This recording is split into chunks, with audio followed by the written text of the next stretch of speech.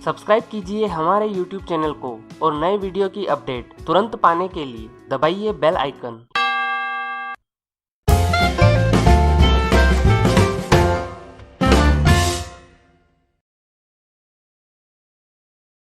नमस्कार दोस्तों, आज हम समझेंगे हाउ टू आइडेंटिफाई ट्रेंड, मतलब कि हम ट्रेंड की पहचान कैसे कर सकते हैं। दोस्तों, इस बाजार में कहावत है कि trend is your best friend, मतलब कि ट्रेंड आपका सबसे अच्छा दोस्त है। तो ट्रेंड आपका सबसे अच्छा दोस्त कैसे है, इसे समझने के लिए वीडियो को पूरा देखें और ध्यान से समझें। दोस्तों, अगर आप इस बाजार में नए हो या पुराने, अगर आप ट्रेडिंग या निवेश करना चाहते हैं तो आपको बाजार में ट्रेंड की पहचान करना आना चाहिए। बिना ट्रेंड की पहचान किए तो इस बाजार में काम करना संभव ही नहीं है। अगर आप बिना ट्रेंड को आइडेंटिफाई किए इस बाजार में काम करने लगे तो यह आपके लिए बिल्कुल एक तरह से सट्टा खेलने के समान हो जाएगा। दोस्तों, आप जिस भी बाजार में काम करना चाहते हो, चाहे वो शेयर बाजार हो या कमोडिटी बाजार या फिर दूसरा कोई बाजार, हर एक बाजार में काम करने से पहले आपको बाजार में ट्रेंड आइडेंटिफाई करना आना ही चाहिए। दोस्तों, ट्रेंड आइडेंटिफाई कैसे करते हैं इसे हम बिल्कुल बेसिक लेवल से सीखेंगे, ताकि जो इस बाजार में नए हैं वो भी बिल्कुल आसानी से समझ जाएं कि बाजार में ट्रेंड आइडेंटिफाई कैसे करते हैं। दोस्तों, ट्रेंड आइडेंटिफाई करने से पहले आपको यह पता होना चाहिए कि आखिर ट्रेंड होता क्या है।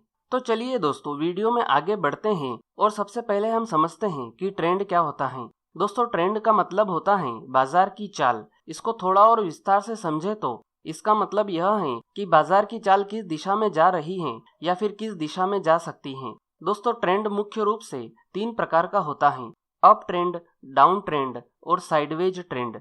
सबसे पहले हम अप ट्रेंड को समझते हैं। जब बाजार में कैंडल्स हायर हाइज और हायर लोज बनाते हुए लगातार ऊपर की दिशा में चलती हैं, तब बाजार में अप ट्रेंड चल रहा है, ऐसा कहा जाता है।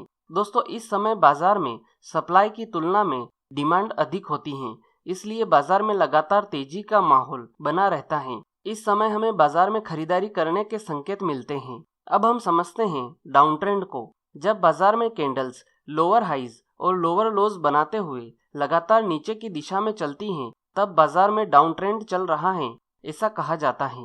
दोस्तों, इस समय बाजार में डिमांड की तुलना में सप्लाई अधिक होती है, इसलिए बाजार में लगातार मंदी का माहौल बना रहता है। इस समय हमें बाजार में बिकवाली करने के संकेत मिलते हैं। अब आखिर में हम समझते हैं साइडवेज ट्रेंड को। जब बाजार में कैंडल्स एक सीमित दायरे में हाई और लो बनाते हुए लगातार एक सीमित रेंज में चलती हैं, या कहें कि एक कंसोलिडेशन पीरियड में चलती हैं, तब बाजार में साइडवेज ट्रेंड चल रहा है, ऐसा कहा जाता है। दोस्तों, इस समय बाजार में सप्लाई और डिमांड एक दूसरे के बराबर होती हैं, इसलिए बाजार लगातार एक सीमित रेंज में चलता रहता है। इस समय बाजार में हमें ना खरीदी करने का संकेत मिलता है और ना ही बिकवाली करने का। इस समय हमें बाजार से दूरी बनाने का प्रयास करना चाहिए। तो दोस्तों, ये थे तीनों ट्रेंड के बेसिक रूप। इन तीनों के विषय में तो आप में से बहुत सारे लोग जानते ही होंगे।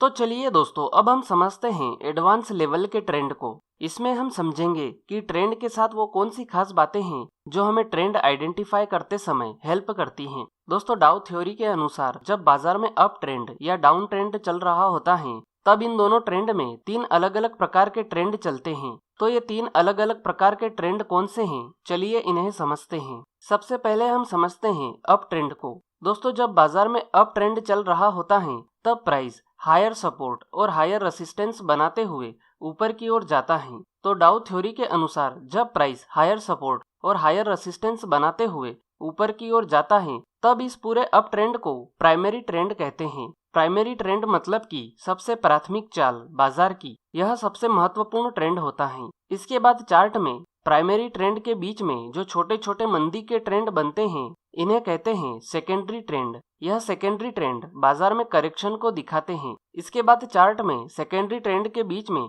जो छोटी छोटी तेजी और मंदी होती हैं, इन छोटे छोटे ट्रेंड को माइनर ट्रेंड कहते हैं। यह माइनर ट्रेंड ट्रेडर की साइकोलॉजी को टेस्ट करते हैं। अब हम समझते हैं डाउन ट्रेंड को। दोस्तों, जब बाजार में डाउन ट्रेंड चल रहा होता है, तब प्राइस लोअर सपोर्ट और लोअर रेसिस्टेंस बनाते हुए नीचे की ओर जाता है। तो डाउ थ्योरी के अनुसार जब प्राइस लोअर सपोर्ट और लोअर रेसिस्टेंस बनाते हुए नीचे की ओर जाता है, तब इस पूरे डाउन ट्रेंड को प्राइमरी ट्रेंड कहते हैं। प्राइमरी ट्रेंड मतलब कि सबसे प्राथमिक चाल बाजार की, यह सबसे महत्वपूर्ण ट्रेंड होता है। इसके बाद चार्ट में प्राइमरी ट्रेंड के बीच में जो छोटे छोटे तेजी के ट्रेंड बनते हैं, इन्हें कहते हैं सेकेंडरी ट्रेंड। यह सेकेंडरी ट्रेंड बाजार में करेक्शन को दिखाता है। इसके बाद चार्ट में सेकेंडरी ट्रेंड के बीच में जो छोटी छोटी तेजी और मंदी आती है, इन छोटे छोटे ट्रेंड को माइनर ट्रेंड कहते हैं।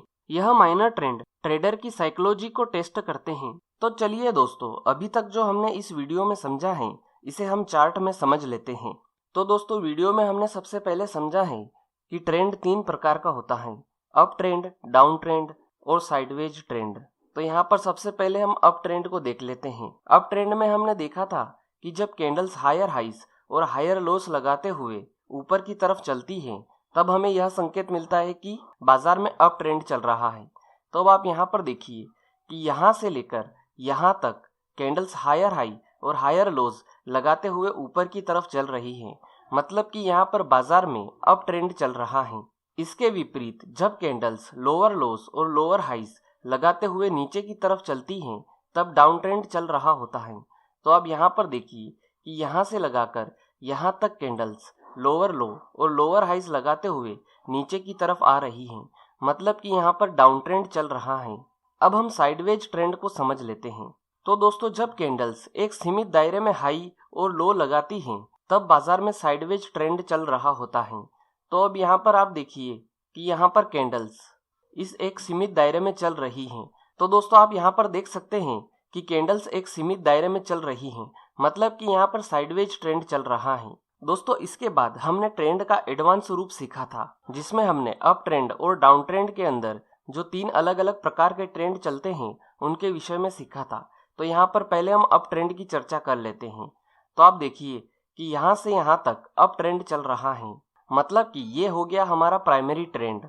इसके बाद इसमें जो छोटे छोटे मंदी के ट्रेंड आ रहे हैं, ये हो गए हमारे सेकेंडरी ट्रेंड। यह सेकेंडरी ट्रेंड बाजार में करेक्शन को दिखाते हैं, और इन सेकेंडरी ट्रेंड के बीच में जो छोटी छोटी तेजी मंदी हो रही हैं, इन छोटी छोटी तेजी और मंदी को हम कहते हैं माइनर ट्रेंड। अब हम देख लेते हैं डाउन ट्रेंड के एडवांस लेवल को। तो आप यहाँ पर देखिए कि यहाँ से लेकर यहाँ तक लंबा डाउन ट्रेंड चल रहा है, मतलब कि इस पूरे डाउन ट्रेंड को हम प्राइमरी ट्रेंड कहेंगे। इसके बाद इसमें जो छोटे छोटे तेजी के ट्रेंड आए हैं, इन ट्रेंड्स को हम कहेंगे सेकेंडरी ट्रेंड। यह बाजार में करेक्शन को दिखाते हैं। इसके बाद इन सेकेंडरी ट्रेंड के बीच में जो छोटे छोटे तेजी और मंदी के ट्रेंड बन रहे हैं, इन्हें हम कहेंगे माइनर ट्रेंड। यह ट्रेडर की साइकोलॉजी को टेस्ट करते हैं। तो चलिए दोस्तों, अब हम समझते हैं कि ट्रेंड आइडेंटिफाई कैसे करें।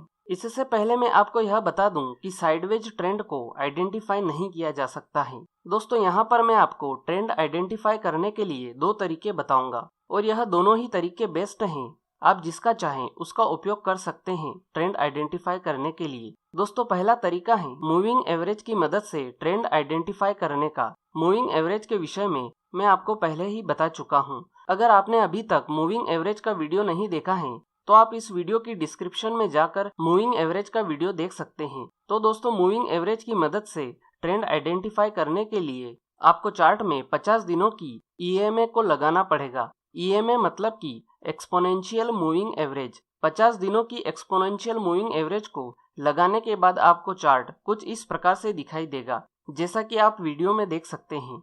जब प्राइस 50 दिनों की एक्सपोनेंशियल मूविंग एवरेज के ऊपर चला जाता है, तब हमें यह संकेत मिलता है कि बाजार में अप ट्रेंड चल रहा है। इसके विपरीत जब प्राइस 50 दिनों की एक्सपोनेंशियल मूविंग एवरेज के नीचे चला जाता है, तब हमें यह संकेत मिलता है कि बाजार में डाउन ट्रेंड चल रहा है। तो दोस्तों, यह था मूविंग एवरेज की मदद से ट्रेंड आइडेंटिफाई करने का तरीका। यह बहुत ही सिंपल तरीका है ट्रेंड आइडेंटिफाई करने का, और आपको आसानी से समझ में भी आ गया होगा। अब हम समझते हैं ट्रेंड आइडेंटिफाई करने का दूसरा तरीका। इस तरीके को समझने के लिए सबसे पहले आपको सपोर्ट और रेसिस्टेंस के विषय में जानकारी होना आवश्यक है। सपोर्ट और रेसिस्टेंस के विषय में मैं आपको पहले ही बता चुका हूँ। अगर आपने अभी तक यह वीडियो नहीं देखा है, तो आप इस वीडियो की डिस्क्रिप्शन में जाकर सपोर्ट और रेसिस्टेंस का वीडियो देख सकते हैं। तो चलिए आगे बढ़ते हैं और समझते हैं कि सपोर्ट और रेसिस्टेंस की मदद से हम ट्रेंड आइडेंटिफाई कैसे कर सकते हैं। जब प्राइस हायर सपोर्ट और हायर रेसिस्टेंस बनाते हुए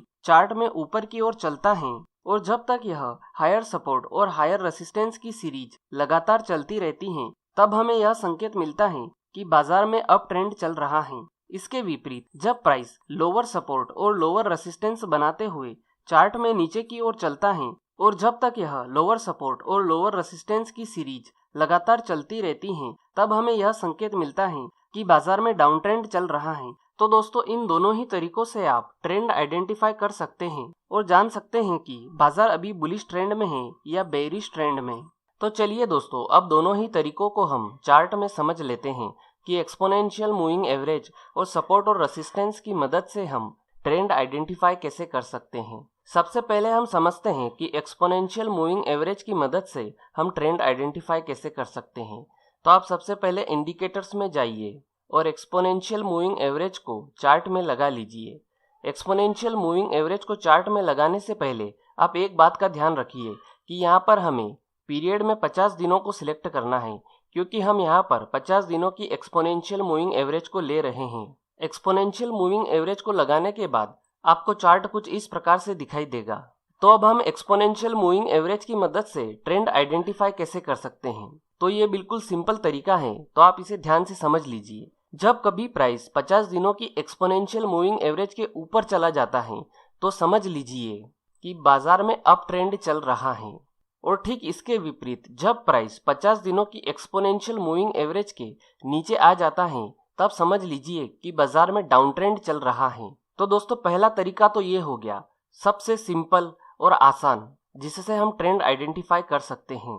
इसके बाद दूसरा तरीका है कि जब बाजार में प्राइस हायर रेसिस्टेंस और हायर सपोर्ट बनाते हुए प्राइस ऊपर की तरफ चलता है तब हमें ये संकेत मिलता है कि बाजार में अप ट्रेंड चल रहा है।